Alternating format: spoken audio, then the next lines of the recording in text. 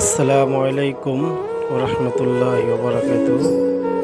একটু অসহায় মা ও তার ছোট মেয়ের গল্প আজ আমি আপনাদের সাথে শেয়ার করতে চাই।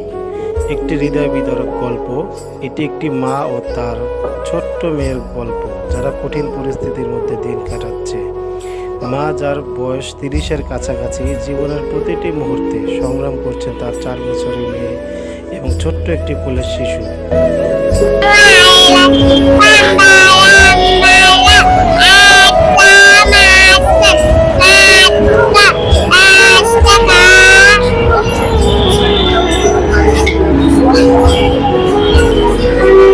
যে আপনি এখানে বসে যে আছেন, এটা কি জন্য বসে আছেন? এই মেয়েটা আপনার কি হয়? এই মেয়েটা আমার মেয়ে হয়।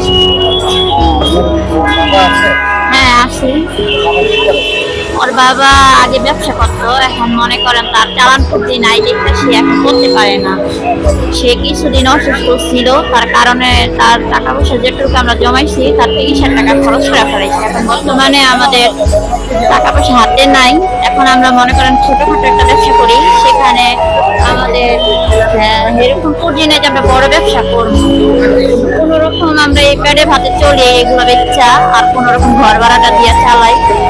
আর তাছাড়া মনে করেন আমার এখন যদি আমার কেউ সহযোগিতা করতে পারতো, তাহলে মনে করেন আমার স্বামীটার আমি একটা ব্যবসা দাঁড়াইতে পারতাম। আমার স্বামী আমাকে আজকেও বলছে যদি কেউ আমাদের পাশে দাঁড়াইতো বা আমাদের সহযোগিতা করতো, তাহলে আমাদের আর এতটা কষ্ট নিচে থাকতো না, আর এইভাবে আমাদের ভোগান্ত লাগতো না, তাহলে আমরা কোনো রকম আমরা চলে যেতে পারতাম সংসারটা। কিন্তু আমার স্বামী অনেক চেষ্টা করতেছে যে আমি একটা ব্যবসা করবো, কিন্তু আমাদের তো টাকার অভাবে আমরা করতে পারতেছি না। আমরা এখন তার জন্য আমরা কথা বসে আমার এই মেয়েটারে নিয়ে আমি এখানে ব্যবসা করি।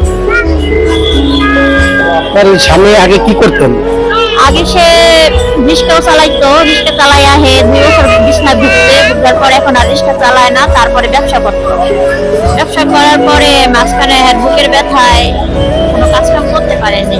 কাজকাম করতে পারে না। আমরা যতটুকু কি করছি ততটুকু দিয়েই আমি মানে তার রিক্সা চালাই গেছি। এখন বর্তমানে আমাদের কাছে কোনো টাকা পয়সা নাই যে আমার স্বামীর নতুন করে কোনো একটা ব্যবসা ধরাই দিব। তার জন্য মনে করেন আমি তার ভিত্তি করতেছি না। আমি সামান্য করে টুপি আর কটা মাছ নিয়ে আমি ব্যস্ত আছি। আপনার সন্তানাতে কয়জন আছে? আমার 3 মেয়ে। এক মেয়ে আমার সাথে একটু করে চলে গেছে। সে চায় তার ভাই বোনকে নিয়ে সে খেলাধুলা করবে না, সে আমাদের সংসারে থাকবে না। সে আমাদের বাবা মার এখন দেখছে যে আমাদের কষ্ট অনেক, তার জন্য মনে করেন সে তার মতো করে সেই হয়ে গেছে। তার বয়স কিন্তু এতটাও না, তার 9 বছর, কিন্তু সে আমাদের সাথে থাকতে চায় না। তার আমরা অনেক খোঁজাখুঁজি করি, করলেও কি হবে, আমলে আবার জায়গা পলাইয়া না কয়া জায়গা। আমাদের এই ভিডিও যারা দর্শক দেখতেছেন তাদের উদ্দেশ্য করে আপনি কি বলতে চান?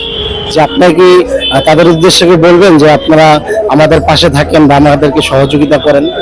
হ্যাঁ, আমি অবশ্যই বলতে চাই ভাই ও বোনেরা যেখানে যারা দেখতেছেন আমাকে, এদেরকে যারা মায়া দয়া লাগে তারা আমাদেরকে একটু পাশে দাঁড়ায়েন। যদি আপনাদের ছোট ভাই বোন হিসাবে দেখেন আমাদেরকে, তাহলে আমাদের পাশে দাঁড়ায়েন। বাবা, তোমার নাম কি? হাবিবা। হাফিজা। হাবিবা। প্রতিদিনের খাবার প্রয়োজনীয়তা পূরণ করা তাদের জন্য খুবই কঠিন হয়ে পড়েছে। মেয়েটি এখনও ছোট, তবে সে জানে না কিভাবে মা প্রতিদিন তার জীবনের সংগ্রামকে সামাল দেন।